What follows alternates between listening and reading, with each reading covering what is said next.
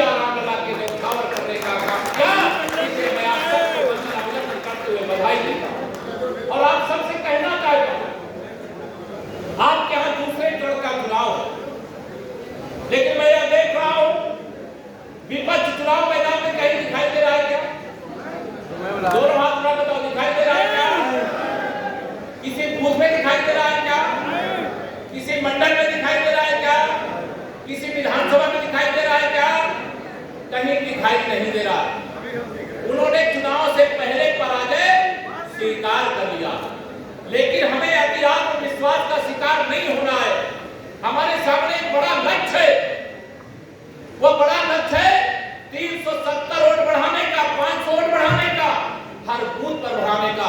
ये आपकी परीक्षा है, आपके लिए चुनौती भी है, आपकी जिम्मेदारी भी है।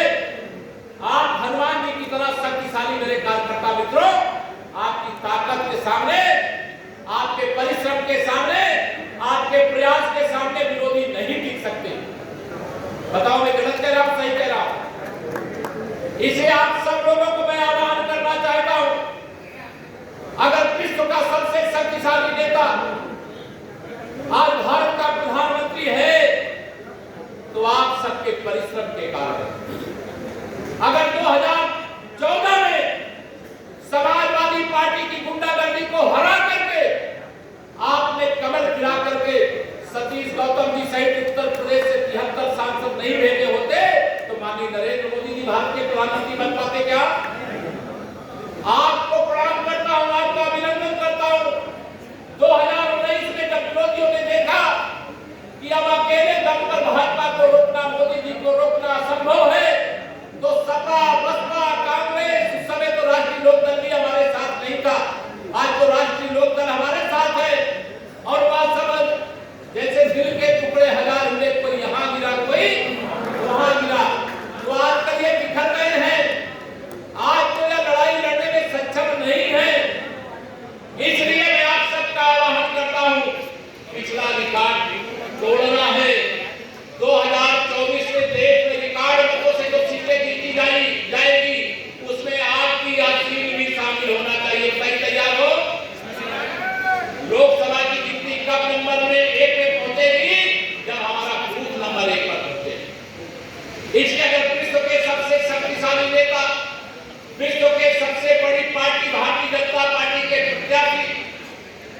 प्रत्याशी के रूप में हमारे सतीश जी हैं, लेकिन वे हर जगह कहता हूं हमारे प्रत्याशी माननीय नरेंद्र मोदी जी, हमारा चुनाव निशान कमल का फूल, बाकी सब कुछ जाओ वोट।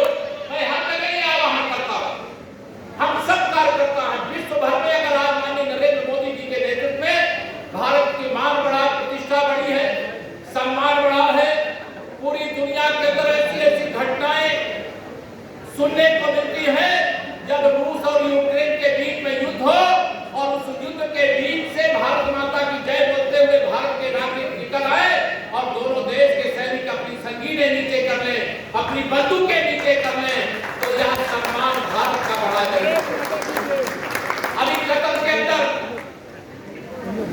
8 हमारे पूर्व नौ सैनिकों को फांसी की सजा सुना दी गई थी, लेकिन वो सजा सुनाए जाने के बाद भी फांसी के फंदे से पूर्व नौ सैनिकों को जो उतार करके लाने का काम किए, उनका नाम है 56 इंच के सीने वाले मानी। ऐसे अनेक घटना का मैं जिसका वर्णन करूंगा तो मुझे लगे आपको खुद अंदर जो आपको दिन भर या भाषण भी देते हो, सुनते भी हो और सुनाते भी। विश्व का सबसे शक्तिशाली नेतृत्व हमारे पास है। हम यह भी जानते हैं कि उत्तर प्रदेश की 80 की 80 लोकसभा सीटें जीत रहे हैं। सपा, बसपा, कांग्रेस का खाता